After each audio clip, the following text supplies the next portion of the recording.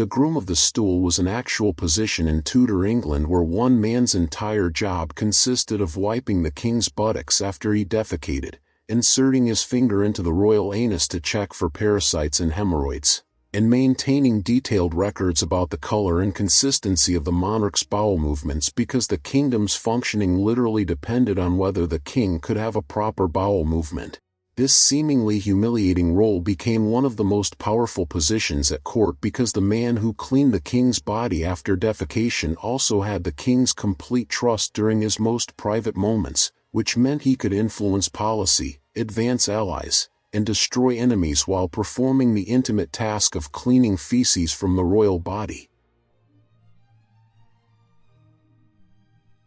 The title Groom of the Stool came from the piece of furniture that defined the job, which was called a close stool, essentially a portable toilet consisting of a wooden chair with a padded velvet seat that had a hole cut through the center and a chamber pot positioned underneath to collect waste. The word stool referred both to this chair and to the feces itself, which is why we still use the medical term passing a stool to describe defecation today, and the groom was the attendant responsible for managing everything related to this piece of furniture and the bodily function it facilitated. The position emerged during the reign of Henry VII in the late 1400s and became fully established under his son Henry VIII, growing out of the practical reality that kings could not be left alone during vulnerable moments like using the toilet, both for security reasons and because their health was considered too important to be left unmonitored. Medieval and Renaissance monarchs lived surrounded by servants who managed every aspect of their daily existence, from waking them in the morning to putting them to bed at night, and defecation was simply another bodily function that required assistance and careful oversight just like dressing or bathing. But what started as basic practical help evolved into something far more significant because of the unique intimacy this role created between servant and king. The groom of the stool was not merely a servant performing a distasteful task that someone had to do. He was the one person who saw the king at his most vulnerable and most human, present during moments when all the formal trappings of monarchy were literally set aside and the ruler was just a man sitting on a toilet trying to empty his bowels. This created a relationship fundamentally different from what other courtiers experienced, because while nobles and ministers dealt with the public-facing monarch who sat on his throne wearing his crown and projecting royal authority, the groom dealt with the actual human being who grunted and strained and sweated and needed help cleaning himself afterward. That level of intimacy required absolute trust of a kind that is difficult to overstate, because you cannot have someone handling your genitals and wiping your anus multiple times per day, examining your body for problems and keeping track of your most private bodily functions, without developing a degree of comfort and openness that simply does not exist with people who only interact with you in formal settings where you are always performing the role of monarch.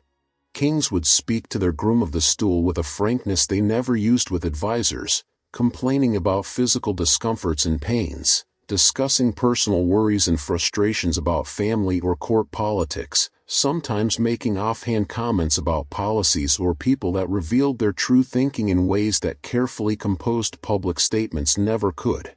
The groom heard all of this while performing his duties, kneeling beside the king wiping his buttocks or inspecting his anus for problems, and that information became incredibly valuable for understanding what the king actually thought versus what he said publicly, which made the position attractive to ambitious men from noble families despite the degrading nature of the work itself. These were not desperate men taking whatever employment they could find. These were calculated political operators who understood that real power at court came through personal access to the monarch, and they were willing to handle royal feces and perform intimate bodily examinations because they knew this service would generate trust that could be converted into political influence that exceeded what most ministers and nobles could achieve through traditional paths.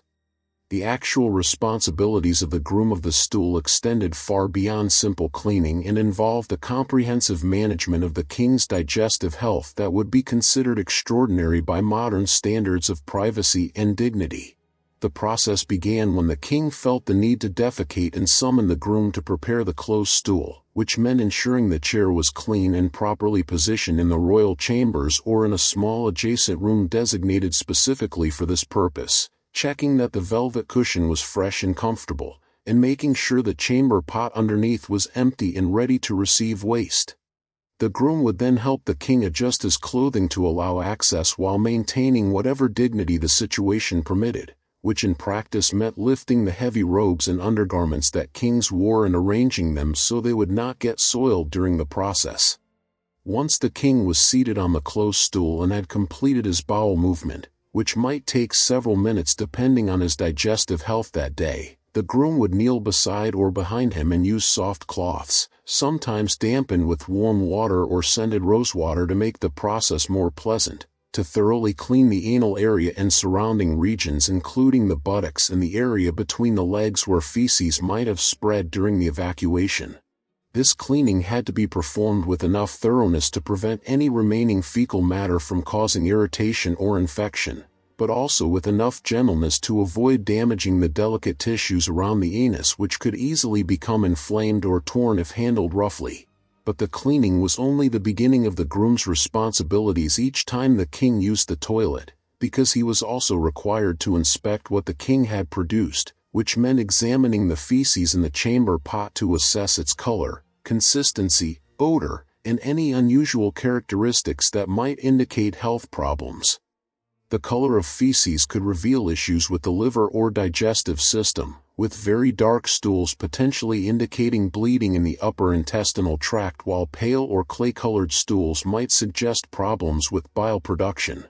The consistency mattered because chronic diarrhea could lead to dehydration and weakness, while severe constipation could cause painful bowel movements and indicate dietary problems or intestinal blockages. The odor was assessed because unusually foul-smelling feces could indicate infection or digestive problems, and the presence of blood either bright red or dark and tarry was always a serious concern that would be immediately reported to the royal physicians. The groom would also perform direct physical examinations of the king's anus after each cleaning, looking for external signs of problems like hemorrhoids, which appeared as swollen veins around the anal opening, anal fissures, which were small tears in the skin that could be extremely painful, inflammation or redness that might indicate infection, and any signs of skin irritation from previous bowel movements. These visual inspections sometimes needed to be supplemented with internal examinations where the groom would lubricate his finger with oil or ointment and gently insert it into the king's anal opening to feel for internal hemorrhoids that would not be visible from outside, or to check for other problems like polyps or abnormal growths that could only be detected by touch. The checking for intestinal parasites was performed both by examining the feces for visible worms or worm segments, which would appear as white or pale thread-like objects in the stool, and occasionally by inserting a finger into the rectum to feel for worms that might be present in the lower intestinal tract but had not yet been expelled in the feces. These parasitic infections were extremely common even among the wealthy and could cause serious health problems, including chronic diarrhea that would leave the king dehydrated, abdominal cramping that would make it difficult to concentrate on state business, and malnutrition because the worms consumed nutrients that should have been absorbed by the body. What transformed the groom of the stool from a mere body servant into one of the most politically significant figures at court was the simple reality that the times when kings felt most comfortable having honest conversations were often during or immediately after their toilet sessions, when they were physically relieved and alone with the one person who had proven his absolute discretion through years of intimate service. Ministers and courtiers quickly learned that if you wanted to get the king's genuine reaction to a proposal, or if you needed to discuss something sensitive that could not be raised in public council meetings where every word would be noted and analyzed, the most effective approach was to work through the groom of the stool, who could either pass along your message during one of these private moments or potentially arrange for you to be present yourself. Kings frequently signed documents and made important decisions while sitting on the closed stool or immediately afterward, partly because this time was already built into their daily routine and partly because they were away from the formality and pressure of the throne room where every choice felt momentous and irreversible. The groom understood this dynamic perfectly and could leverage it to advance his own interests and those of his allies by ensuring certain documents reached the king for signing during these relaxed moments, while other less favorable proposals somehow never appeared at the opportune time. The competition for the position of Groom of the Stool was intense precisely because of this power, with noble families viewing it as a highly prestigious appointment despite the unpleasant nature of the actual work involved, and the men who held the role were typically from good families with strong political connections rather than being common servants promoted for their cleaning skills. Henry VIII employed several different men as his Groom of the Stool during his nearly four-decade reign, and they were invariably people he trusted completely with both his body and his secrets, which automatically made them targets for anyone seeking to influence royal policy or who saw them as obstacles to their own advancement at court. The political maneuvering around the Groom could become vicious, with different court factions working to get their preferred candidate appointed to the role or attempting to undermine the current holder by spreading rumors about his loyalty or competence. And the men who successfully navigated these dangerous waters often accumulated significant wealth and additional titles during their service because grateful monarchs rewarded those who served them in this uniquely intimate capacity. Beyond official rewards, Grooms of the Stool could enrich themselves through the subtle forms of influence peddling that came naturally with being a gatekeeper to royal access, because if someone needed an urgent private audience with the king and the groom said he could facilitate it in exchange for a favor or payment, most people would comply rather than risk being permanently shut out of access to the monarch, and these small exercises of power could accumulate into substantial wealth and influence over the course of years in the position. The Groom of the Stool's detailed knowledge of the king's digestive health became genuinely critical for the practical functioning of government because problems with the royal bowels could have immediate and serious consequences for the kingdom's ability to conduct business and maintain its schedule of ceremonies and diplomatic events. If the king was severely constipated, he would experience abdominal pain and physical discomfort that made it difficult to concentrate on complex policy questions or sit through lengthy council meetings, which meant important decisions about taxation, military deployments, or diplomatic negotiations might need to be delayed until his bowels were functioning normally again, and the groom was the person who could advise the king's schedulers about whether postponement was medically necessary or whether the monarch could push through the discomfort if the matter was urgent enough. If the king was suffering from diarrhea, which could be caused by spoiled food, intestinal infections, or parasitic infestations, he would need to remain close to toilet facilities and could not attend lengthy outdoor ceremonies like military reviews, could not travel for inspections of fortifications or visits to other cities, and could not sit through multi-hour church services or diplomatic receptions, which would create significant political and diplomatic problems when foreign ambassadors or domestic nobles were expecting the royal presence at specific events that had been planned weeks or months in advance.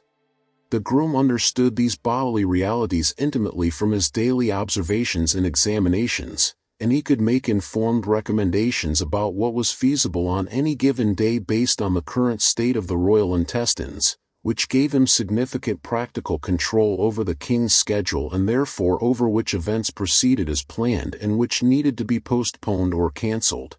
The physical examinations the groom performed during and after each toilet session were not merely about satisfying medical curiosity or following some abstract protocol, but served important preventive and diagnostic purposes that could catch serious problems before they became incapacitating and threatened the king's ability to rule. Hemorrhoids were extremely common among people who spent long hours sitting on hard surfaces, which kings did constantly during council meetings and court ceremonies where they presided from thrones that were designed to look impressive rather than to be comfortable. And identifying hemorrhoids while they were still small external swellings allowed for treatment with soothing ointments and suppositories that could shrink them and prevent them from developing into large painful masses that would make sitting unbearable and force the cancellation of all events requiring the king to be seated. Anal fissures, which are small tears in the delicate tissue around the anus that can be caused by passing hard stools during constipation or by straining too forcefully during difficult bowel movements, could be identified during the groom's careful inspections of the anal area before they had a chance to become infected and cause the severe pain that would make every defecation agonizing and potentially lead the king to avoid bowel movements entirely, which would cause worse constipation and create a vicious cycle of worsening problems that could incapacitate him for weeks. The search for intestinal parasites was particularly crucial because worms were endemic in this period even among the wealthy who could afford relatively clean food and filtered water, and these parasites could cause chronic diarrhea that would leave the king dehydrated and weak, or they could multiply to the point where they caused intestinal blockages that would be extremely dangerous and potentially fatal if not treated. So early detection through careful examination of feces for visible worms or worm segments and occasional internal checks with a lubricated finger inserted into the rectum to feel for parasites in the lower intestinal tract could identify infestations before they became life-threatening medical emergencies. The detailed records the groom maintained about the king's bowel movements, documenting the frequency of defecation, the consistency and color of the feces, any pain or difficulty reported by the king, and the presence of blood or mucus or other abnormal characteristics, created what amounted to a comprehensive medical diary that physicians could reference to identify patterns or detect changes that might indicate developing health problems like chronic intestinal disease or dietary deficiencies that needed to be addressed through changes in the royal menu. The trajectory of the Groom of the Stool position from its origins as a practical solution to the problem of royal toilet attendance to its evolution into one of the most politically powerful roles at the Tudor court illustrates how personal access and intimate service created real power in systems where the monarch's word was literally law and getting that monarch's ear during private moments meant everything for anyone hoping to influence policy or advance their interests. The men who held this position were not degraded servants accepting whatever employment they could find in a competitive job market. They were members of the nobility who understood that genuine influence at court came through personal relationships with the king rather than through impressive-sounding official titles that looked good but provided little actual access to the decision-maker, and they were willing to endure the indignity of wiping royal buttocks and examining royal feces and inserting their fingers into the royal anus to check for medical problems because they recognized that this intimate physical service generated a level of trust and personal access that could be converted into substantial political and financial power that would benefit them and their families for generations.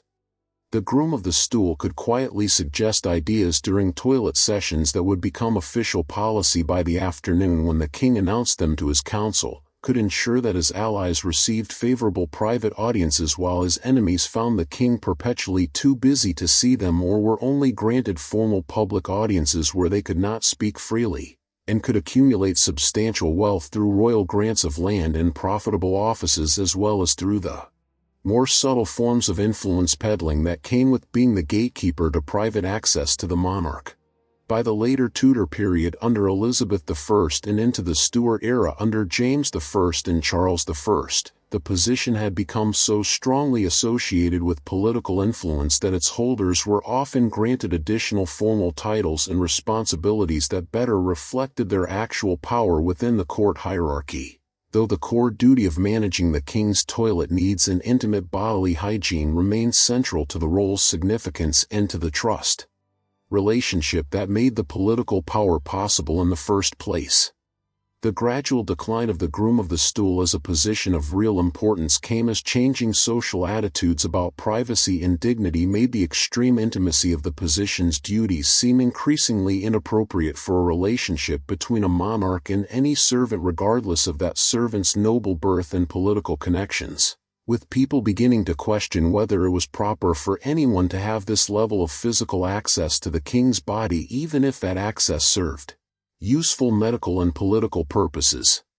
By the 18th century under the Hanoverian kings, the role had become largely ceremonial with most of its practical functions distributed among multiple servants who each handled specific aspects of the king's toilet needs and bodily care without any single person having the comprehensive responsibility and therefore the comprehensive access that had made earlier grooms so politically powerful. The title itself eventually disappeared entirely as modern notions of royal privacy made the whole concept of a dedicated royal toilet attendant seem embarrassingly medieval, but for roughly 2 centuries during the Tudor and early Stuart periods, The groom of the stool stood as living proof that in the peculiar world of royal courts where personal relationships with the monarch mattered more than almost anything else, the person who wiped the king's buttocks and inspected his anus for medical problems and kept detailed records of his bowel movements could wield more real political power than generals commanding armies or bishops leading the church,